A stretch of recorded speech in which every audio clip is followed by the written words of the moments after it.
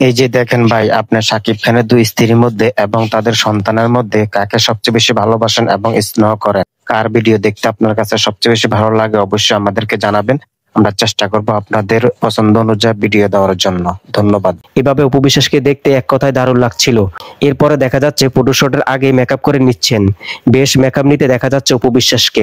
যদিও অপু বিশ্বাস সাদামাটা থাকতে বেশ পছন্দ করেন, সবসময় সিম্পল থাকতে পছন্দ করেন তিনি, তাই তো হালকা মেকআপ নিচ্ছেন। এবার যেহেতু ভিন্ন রকম ফটোশুট ছিল তাই ভারী মেকআপ নিয়েছিলেন তিনি।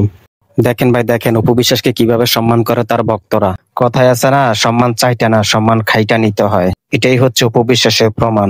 বর্তমানে অপু বিশ্বাস সিনেমা না করেও যে পরিমাণ তার ভক্ত অনুরাগী, আর সিনেমা করলে কি হবে সেটা আপনারাই কমেন্টে বলে যাবেন।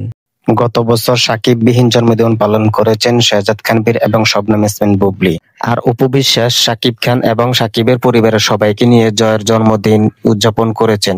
এখানে কার উদযাপনটা আপনাদের কাছে ভালো লেগেছে অবশ্যই আপনারা জানাবেন।